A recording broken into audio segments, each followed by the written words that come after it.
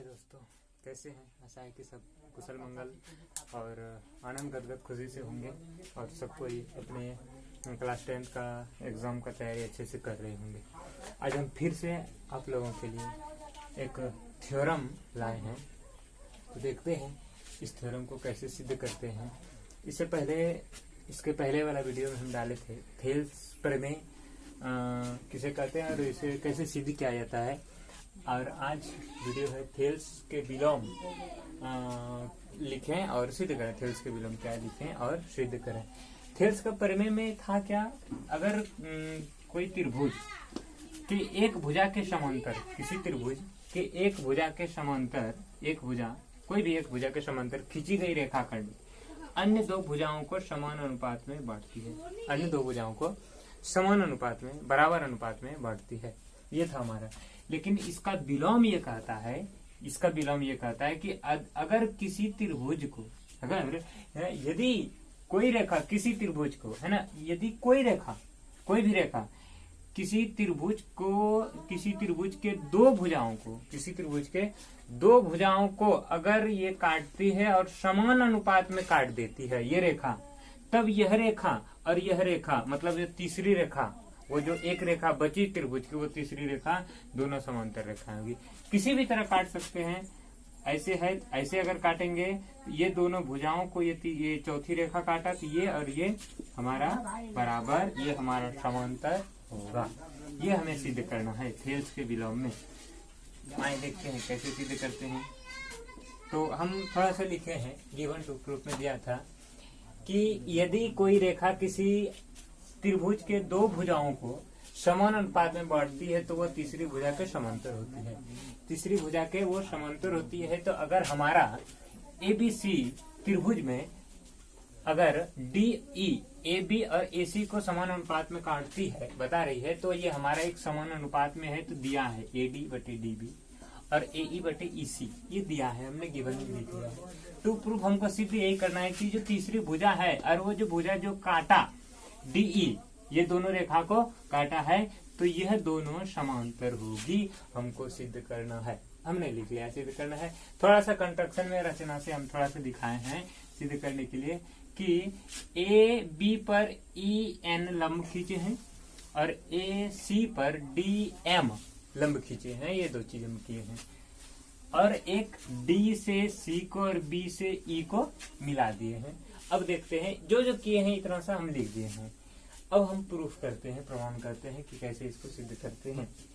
सबसे पहले हम देखते हैं कि त्रिभुज ADE, ये वाले त्रिभुज, ठीक है, और त्रिभुज DEB, ये वाला त्रिभुज, ये है ना, ये जो है ये वाला त्रिभुज और ये वाला त्रिभुज, इस दोनों त्रिभुज में हम चलते हैं।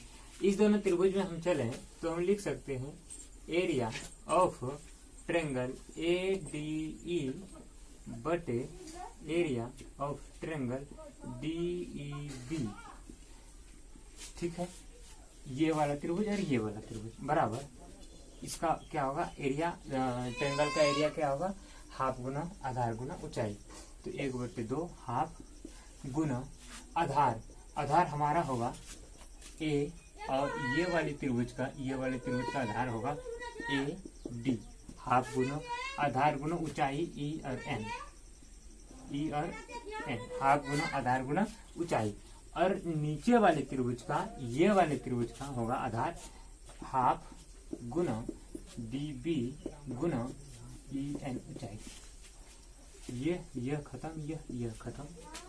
एरिया ऑफ ट्रायंगल ABE बटे एरिया ऑफ ट्रायंगल DEB बराबर AB बटे DB समीकरण, इक्वेशन फर्स्ट। इसको मान लिया, ये कट गया, इसको मान लिया। अब हम पुनः फिर से एक काम करते हैं कि अभी हमने ये वाली त्रिभुज में काम किया और ये वाले, अब हमको यही वाला ऊपर में ADE और नीचे इस त्रिभुज में काम करना है। किसमें, ये वाला में, ठीक है।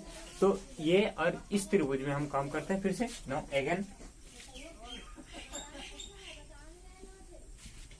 अगेन में हम कर सकते हैं एरिया ऑफ ट्रायंगल ADE बटे एरिया ऑफ ट्रायंगल DEC बराबर हाफ गुना AE गुना DM बटे हाफ गुना EC गुना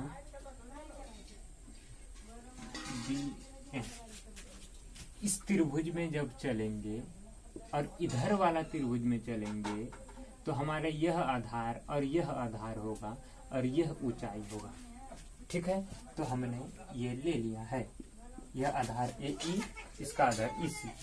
अब हम यहाँ लिखेंगे एरिया ऑफ ट्रायंगल ADE बटे एरिया ऑफ ट्रायंगल DEC बराबर AE बटे EC। Equation second. यहाँ तक समझने में आशा है कि कोई प्रॉब्लम नहीं हुआ होगा आप लोग को। हमने बस इतना ही क्या है, यह त्रिभुज और इधर वाला त्रिभुज और यह त्रिभुज और इधर वाला त्रिभुज और यह त्रिभुज और इधर वाला त्रिभुज, बस यही दो त्रिभुजों में हमने काम किया है। अब आगे हम थोड़ा सा काम करते हैं, थोड़ा सा ये करते हैं कि हमको दिया है, क्या दिया है, चूंकि हमको AD बटे DB बराबर AE बटे EC दिया है।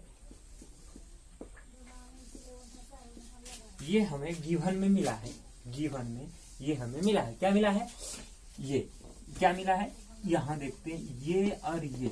अगर हम समीकरण फर्स्ट और सेकंड को देखें तो दोनों का राइट साइड में यह और यह बराबर है, दोनों का यह भी और यह भी मिला है। जब हमारे यह बराबर तो यह बराबर होगा, यह बराबर है तो यह बराबर होगा, ये राइट बराबर है तो लेफ्ट में बराबर होगा, क्योंकि यह दोनों हमें दिया है तो हमने लिख लिया है। इसलिए हम कह सकते हैं,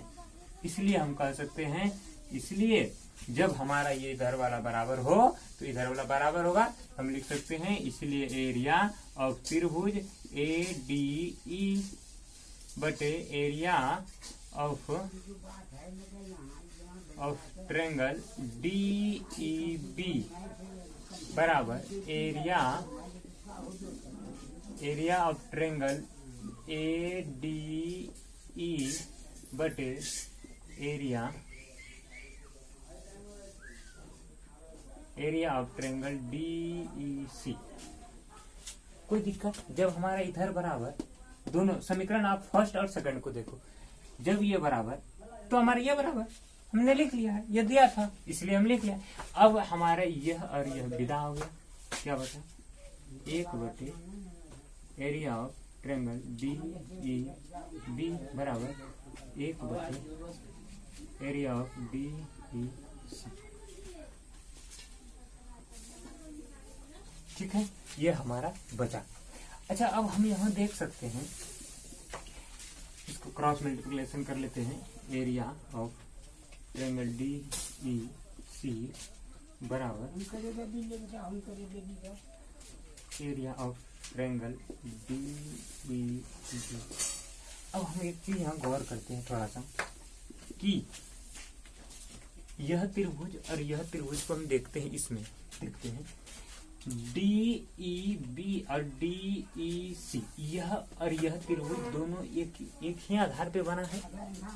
ठीक है, अब और थोड़ा सा ये देखते हैं कि यह त्रिभुज मतलब यह त्रिभुज और यह त्रिभुज एक ही आधार पर बना है, और एक ही आधार पर बना है जो भी है, पर दोनों का क्षेत्रफल समान है। एरिया ऑफ DEC बराबर एरिया ऑफ DEB, दोनों का जब क्षेत्रफल समान है तो हम एक 9th में थ्योरम पढ़े हैं कि एक ही आधार और एक ही समांतर रेखा के बीच बने त्रिभुज का क्षेत्रफल समान होता है। जब यह दोनों त्रिभुज समान है तो हमको पता चला ना कि यह दोनों त्रिभुज एक ही आधार और एक ही समांतर रेखा के बीच मध्य स्थित होगा, तब ही यह हमारा त्रिभुज का क्षेत्रफल समान आया। तो हम इसको लिख लेते हैं, क्या लिख लेते हैं कि चूंकि हम पढ़े हैं 9th में एक थ्योरम है, उसमें हम पढ़े हैं कि एक ही आधार और एक ही समांतर रेखा के बीच बने त्रिभुज का क्षेत्रफल समान होता है ना। तो हमें चूंकि यहाँ है ना, क्या है, चूंकि त्रिभुज DEC तथा त्रिभुज DEB दोनों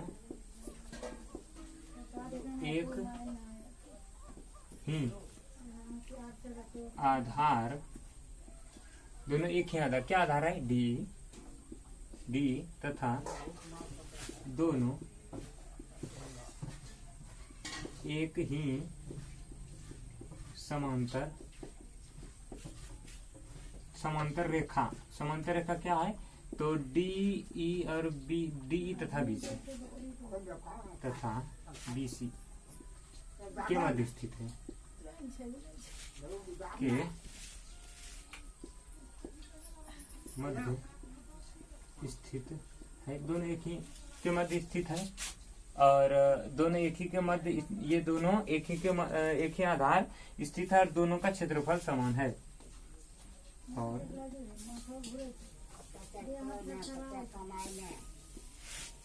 त्रिभुज दोनों एक ही आधार डीई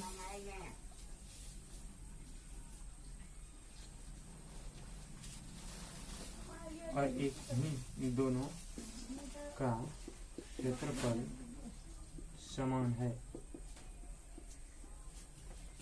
इसलिए कह सकते हैं या अतः कह सकते हैं कि डी ई पैरेलल बी सी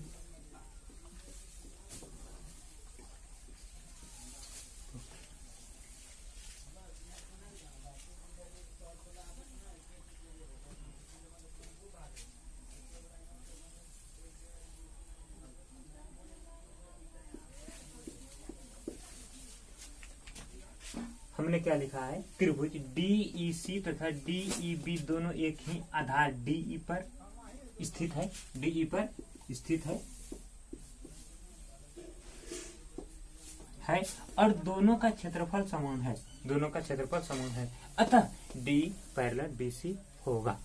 ठीक है, हमारा दोनों का क्षेत्रफल जब समान हो, दोनों का आधार समान है, तब हम कह सकते हैं कि वह दोनों त्रिभुज एक ही समांतर रेखा के मध्य स्थित होगा, तभी वह दोनों का क्षेत्रफल समान हो सकता है। तो इसलिए हमने कह दिया कि यह है, तो डीई और बीसी समांतर रेखा होगा, और हमें सिद्ध करना था डीई और बीसी एक समांतर रेखा। हो गया, ठीक है। आई होप कि आपको समझ में आ गया होगा अच्छी तरह से, और हमारा कोशिश है कि आपको हद तक समझाएं, आपके माइंड में चले जाए कि आप इसे भूले नहीं, इसका कॉन्सेप्ट क्या है ये हम आपको समझा पाए। अगर आपको यह कॉन्सेप्ट समझ में आ जाए, कैसे सिद्ध किए ये समझ में आ जाए आपको, तो आप भूलेंगे नहीं कभी। और अगर आपको पसंद आए ये वीडियो तो लाइक और सब्सक्राइब और शेयर जरूर करेंगे। धन्यवाद।